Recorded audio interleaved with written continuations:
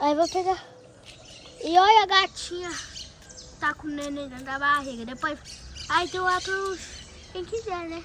Se vocês quiserem aí, gatinho.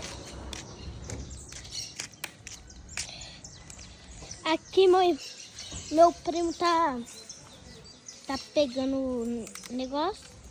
É lenha, na verdade. Eu não lenha. Depois eu vou...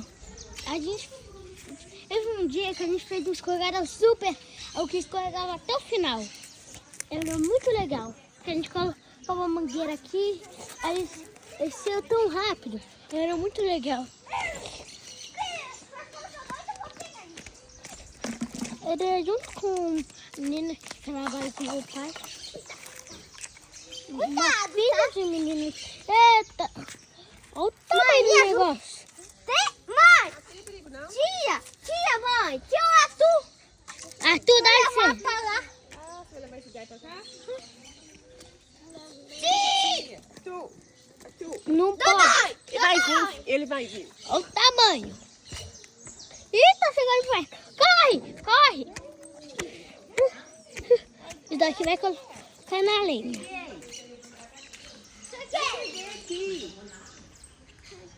Cuidado, Samuel!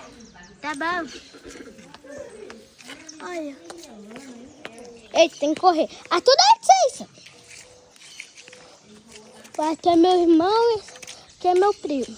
Agora a gente vai cortar os negócios. Depois a gente... Deixa eu apoiar o celular. Pronto.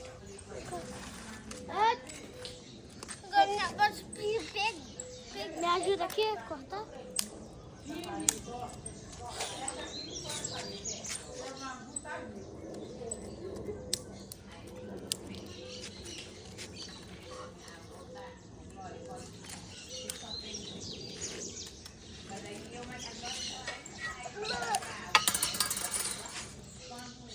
Não, Arthur.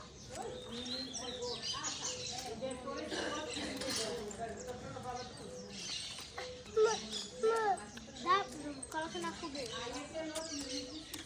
Coloca na fogueira, Arthur. Coloca na fogueira. Coloca na fogueira. Eu disse, eu vou dar. Peraí, Arthur.